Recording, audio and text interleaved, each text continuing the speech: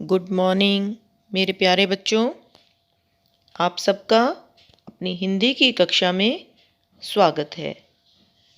मुझे उम्मीद है आप सब मन लगाकर पढ़ाई कर रहे होंगे और अपनी सेहत का भी ध्यान रख रहे होंगे।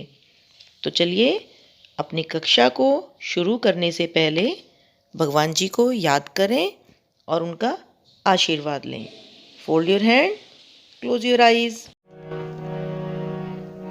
सुबह सवेरे लेकर तेरा नाम प्रभु, करते हैं हम शुरू आज का काम प्रभु। सुबह सवेरे लेकर तेरा नाम प्रभु, करते हैं हम शुरू आज का काम प्रभु।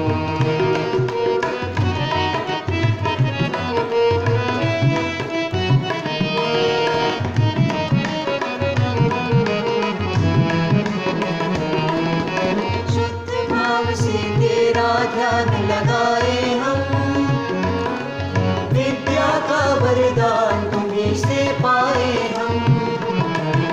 शुद्ध भाव से तेरा ध्यान लगाए हम, विद्या का वरदान तुम्हीं से पाए हम।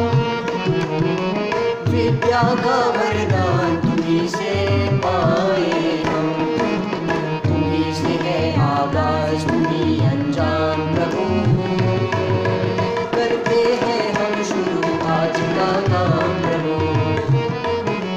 सुबह सवेरे लेकर तेरा नाम प्रभु, करते हैं हम शुरू आज का काम प्रभु।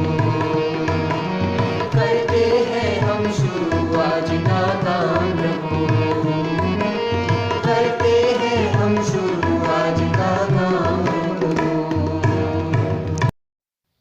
तो बच्चों, हम अपनी आज की इस कक्षा में अपठित गद्यांश को एक बार फिर से ध्यान से करना सीखेंगे।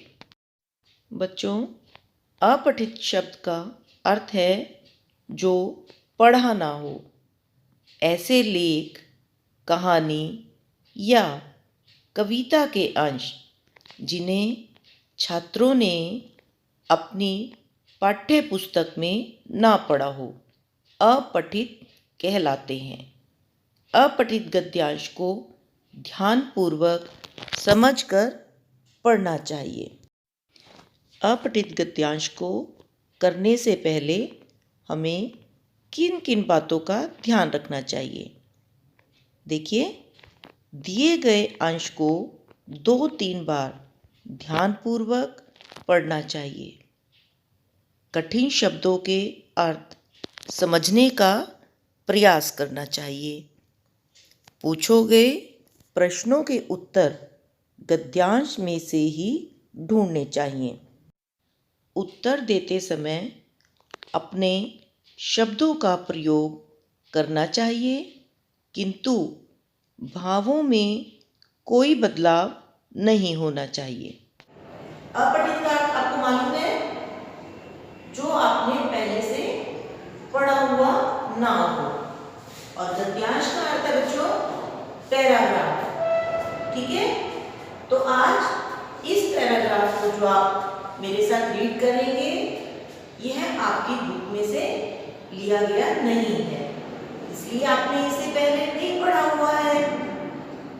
तो अपठित गद्यांश में बच्चों हम पहले पैराग्राफ को, गद्यांश को पढ़ेंगे और उसके बाद मैं आपसे उसी से संबंधित प्रश्न पूछूंगी और आप उस गद्यांश में से ही ढूंढ करके उन प्रश्नों के उत्तर बताएंगे। ठीक है? तो चलिए अब हम गद्यांश को रीड करेंगे। किसी गांव में एक पाठशाला थी। वहाँ छोटे छोटे बच्चे पढ़ने आते थे। एक पंडित जी बच्चों को पढ़ाते थे। पाठ्य पुस्तकें याद कराते थे। पंडित जी बच्चों को कभी दंड नहीं देते थे। दंड का अर्थ है बच्चों पनिशमेंट। कभी कभी पंडित जी बताशे और लड्डू भी बांटते थे। 4 बजे घंटी बजाकर पंडित जी बच्चों की छुट्टी करते थे। जो अभी आपने मेरे साथ पैराग्राफ रीड किया, अब आप इस गद्यांश में से प्रश्नों के उत्तर ढूंढेंगे। तो प्रश्नों को ध्यान से देखेंगे। फर्स्ट क्वेश्चन है, पाठशाला कहाँ थी? तो आप ध्यान से देखिए। नेक्स्ट क्वेश्चन है, बच्चों को कौन पढ़ाते थे? नेक्स्ट, पंडित जी बच्चों को क्या बांटते थे? और लास्ट क्वेश्चन आपके पास क्या है, घंटी कितने बजे बजती थी? तो इन सब प्रश्नों के उत्तर बेटा आपको गद्यांश में से ही ढूंढने हैं। तो आप ढूंढ लीजिए, फिर मैं आपको इनके आंसर्स बताऊंगी। तो बच्चों अब आप इन प्रश्नों के उत्तर देखेंगे। पहला प्रश्न था आपके पास, पाठशाला कहाँ थी? तो आपने उत्तर ढूंढा, क्या आंसर था? पाठशाला गांव में थी। कहां पर थी पाठशाला? गांव में। नेक्स्ट क्वेश्चन था, बच्चों को कौन पढ़ाते थे? तो आंसर क्या होगा? बच्चों को पंडित जी पढ़ाते थे। थर्ड क्वेश्चन आपके पास था बेटा, पंडित जी बच्चों को क्या बांटते थे? तो आंसर मालूम है ना? पंडित जी बच्चों को बताशे व लड्डू बांटते थे। बेटा हम पंडित जी ऐसे भी लिख सकते हैं और ऊपर बिंदी लगा करके भी लिख सकते हैं। ठीक है। लास्ट क्वेश्चन था आपके पास, घंटी कितने बजे बजती थी? तो आंसर क्या होगा? घंटी 4 बजे बजती थी। तो आपने देखा बच्चों कि अपठित गद्यांश में सभी प्रश्नों के उत्तर हमने गद्यांश में से ढूंढे। और आपको बच्चों ध्यान से देखिए, आपको प्रश्नों में ही आंसर थोड़ा थोड़ा लिखना होता है। पूरा सेंटेंस बना करके आप लिखेंगे।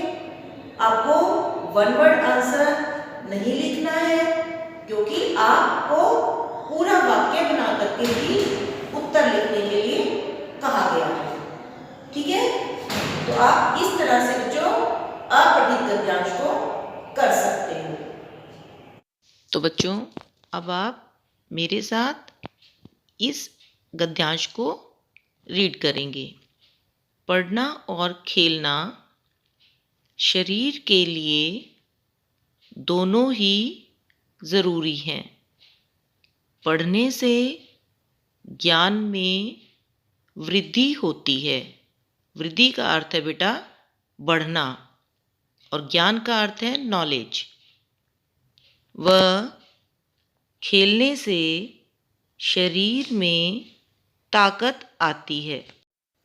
पढ़ते और खेलते समय हमें समय का ध्यान रखना चाहिए। इसी प्रकार हमें खान पान का भी ध्यान रखना चाहिए। दूध, पौष्टिक आहार, फल, हरी सब्जियां हमें रोज़ खानी चाहिए। पानी भी अधिक से अधिक मात्रा में पीना चाहिए।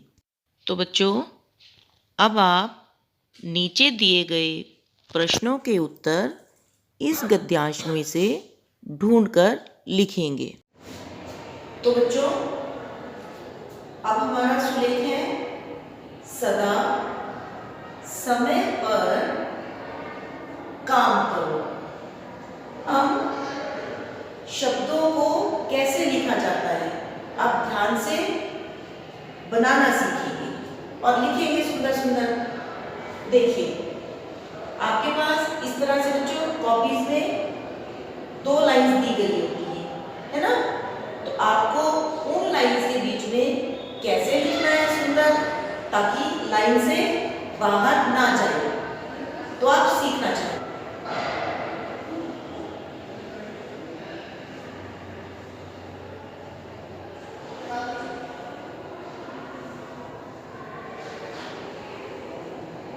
सदा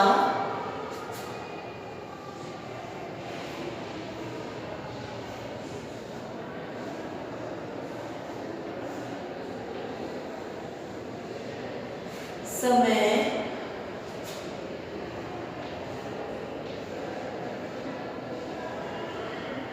पर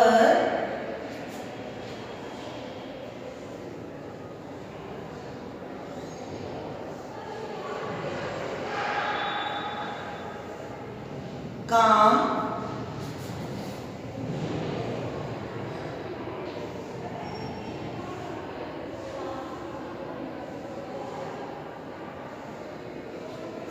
करो। तो बेटा, यदि आप इस तरह से शब्दों को दोनों लाइंस के बीच में और सही तरह से लिखेंगे तो आपकी हैंडराइटिंग सुंदर लगेगी और आपका मन लगेगा पढ़ाई में, पढ़ने में अच्छा लगेगा ना? तो आप भी सुंदर सुंदर राइटिंग में 5 लाइंस अपनी नोटबुक में लिखेंगे। तो बच्चों, अब आप मुझे बताएंगे यह कौन है? यह कौन सा पशु है? कुत्ता, डॉग, है ना? और आप इसके बारे में सब कुछ जानते हो, कैसा होता है? सबसे पहले आप मुझे बताइए बेटा, यह पालतू पशु है या जंगली? पालतू है, क्योंकि हम इसे घर में भी पालते हैं, है ना? घर में रखते हैं। तो इसके कितने कान होते हैं? 2 आंखें, 2 पूंछ, 1 और टांगे, लेग्स कितनी होती है? 4। और रंग कौन सा होता है ना? इसका भूरा है, काला है, और भी रंगों के होते हैं, आपने देखे हैं ना? तो बच्चों, अब आपको कुत्ता, डॉग के बारे में कोई भी 5 वाक्य स्वयं से लिखने हैं, खुद से लिखने हैं, ठीक है? तो बच्चों, हमारी आज की कक्षा में बस इतना ही। अपनी अगली कक्षा में फिर मिलेंगे। Thank you so much. Take care.